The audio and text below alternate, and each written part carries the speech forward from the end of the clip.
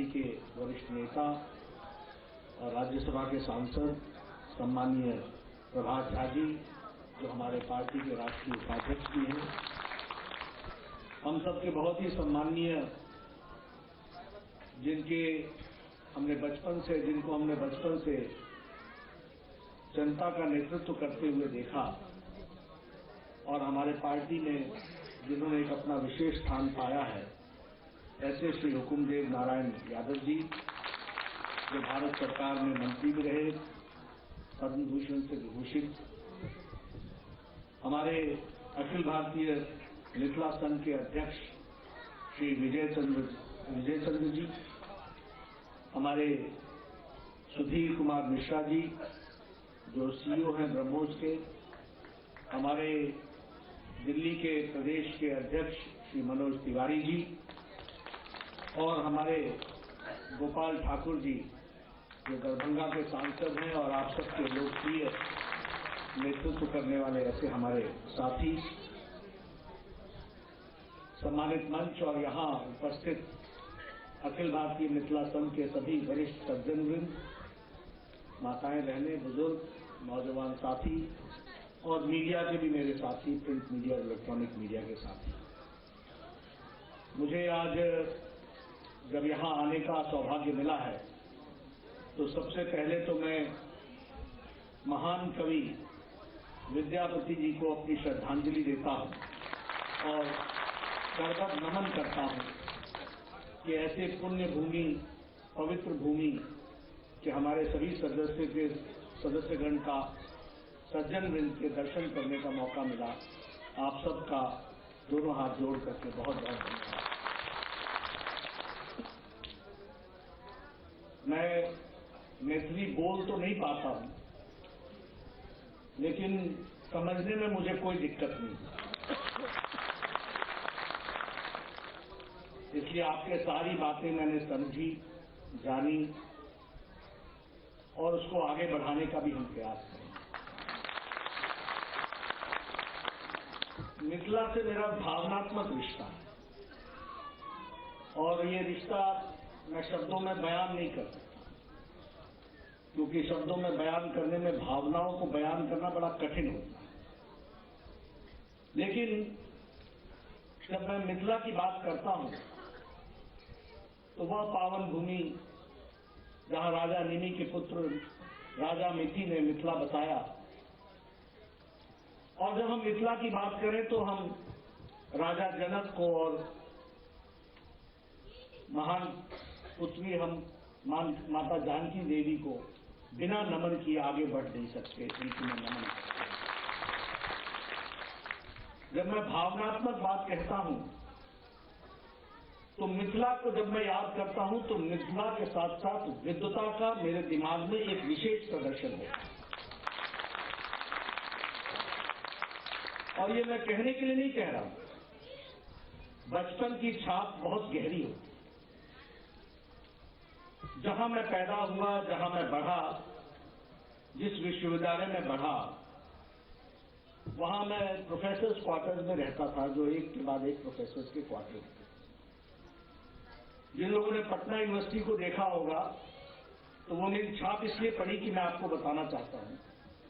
एक तरफ से शुरू होता था अनिरुद्ध झा, बेचन झा, चेतकर झा, दिवाकर झा, मृत्युंजय झा, मधुकर झा, जय नारायण मिश्र, और ये सभी के लालन पालन में मुझे पढ़ने का मौका मिला। ये मेरा सौभाग्य है।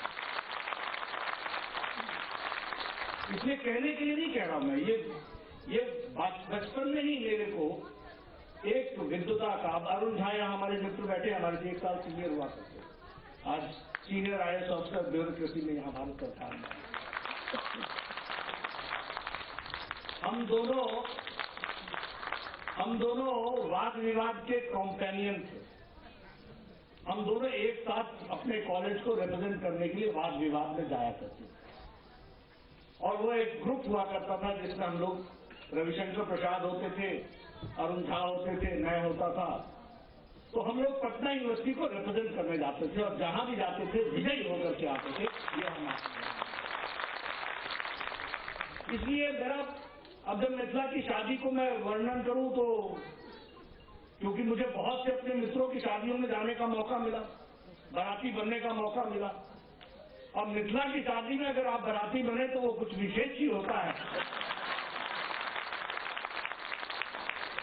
और जो आपका स्वागत होता है वो संस्कृति की जो झलक दिखती है, उस संस्कृति के गौरव में इतिहास को जब हम समझते हैं तो हमको समझ में आता है कि मिथिला भूमि पुण्य भूमि जो संस्कृति की दृष्टि से एक अपने आप में विरासत रखती है।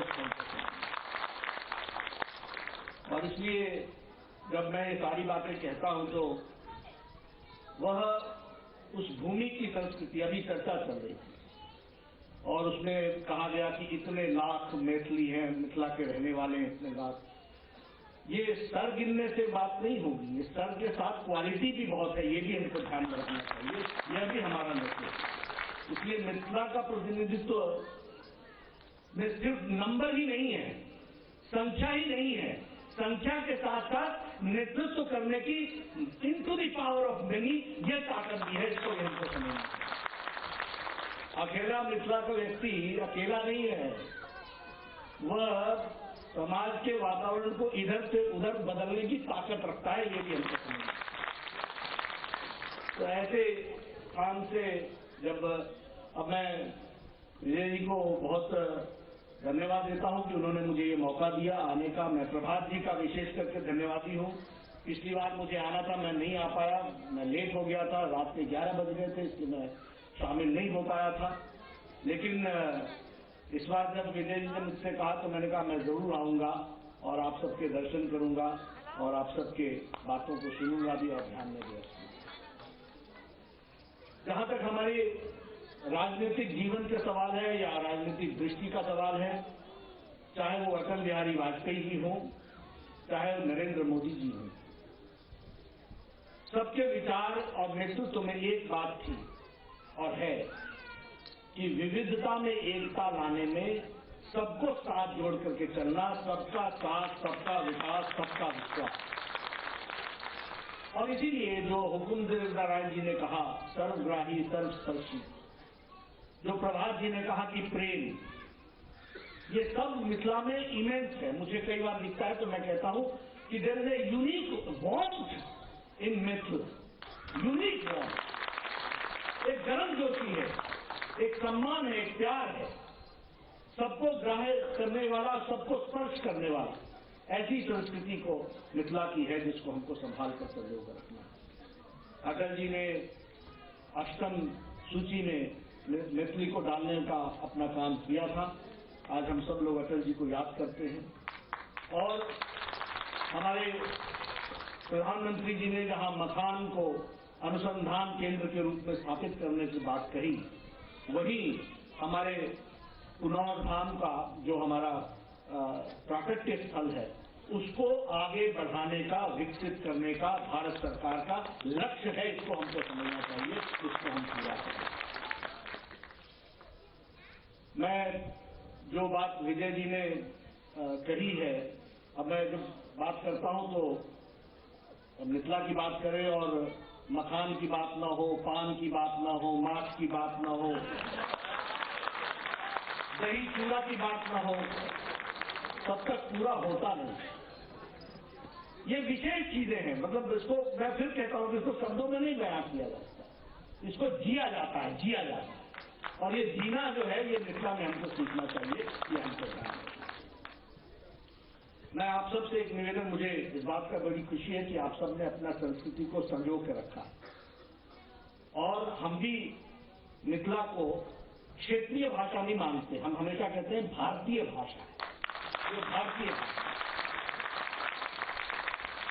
बहुत, जिसमें कहते हैं सारगर्भित भाषा, और यह सारगर्भित के साथ साथ अपनी दृष्टि, अपनी संस्कृति, भारत की संस्कृति को प्रदर्शित करता है, जिसको हमको ध्यान में रखना चाहिए। इसलिए इसको विकसित करना ये हमारी जिम्मेवारी है, इसको हम विकसित करेंगे। कुछ बातें सम्माननीय विजय जी ने कही है, रेल के बारे में कहा है, हवाई अड्डे के बारे में कहा है, एम्स के बारे में कहा है। मैं एक बात आपको बड़े स्पष्ट शब्दों में कहना चाहता हूं कि मैं भारत का स्वास्थ्य मंत्री रहा और दरभंगा में हमने एम्स दिया था बीच में कुछ कमी आई। मैं आपको फिर से बताना चाहता हूं कि एम्स खुलेगा तो दरभंगा में ही खुलेगा, ये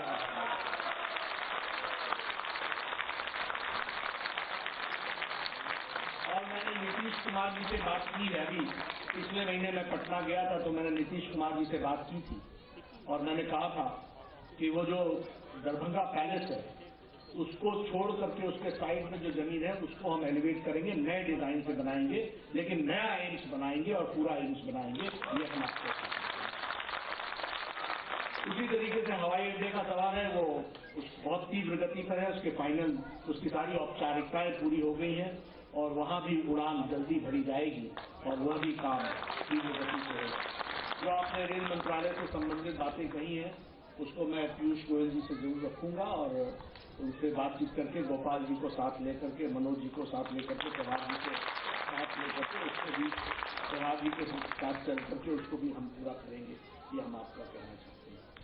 मित्रों, मुझे एक बात बहुत अच्छी लगी कि आपने विश्व मैत्री सम्मेलन करने का आयोजन करने का तय किया। मैं जरूर चाहूंगा कि आप इस कार्य को करें। मैं जरूर प्रधानमंत्री जी को लाने का प्रयास करूंगा और वो आएंगे, जरूर आएंगे, लेकिन विश्व मैत्री सम्मेलन होना चाहिए। ये इसलिए नहीं कि इसमें मैथिला का या मैथिल का भला, यह मानवता का भला होगा, इसको हमको समझना। मिथिला की संस्कृति को लोग जाने।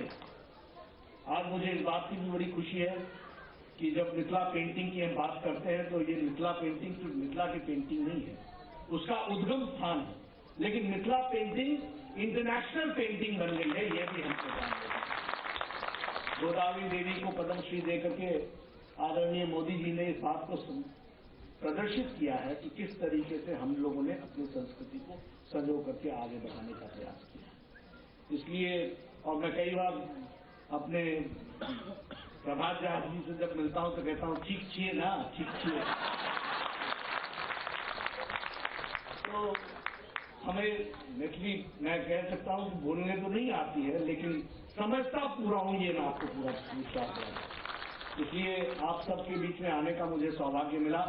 आज मुझे पुरानी यादें ताज़ा करने का भी मौका मिला और जिन गुरुजनों के बीच में मुझे पढ़ने का, बढ़ने का मौका मिला था, उनको भी नमन करने का मौका मिला और अपनी पुरानी यादों को ताज़ा करने का मौका मिला। आपने ये सब मौका दिया, इसके लिए आपका बहुत बहुत धन्यवाद।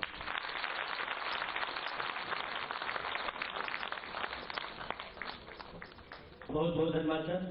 अखिल भारतीय मिथिला संघ द्वारा मिथिला दूत स्मृति पर्व समारोह की स्मारिका समय संकेत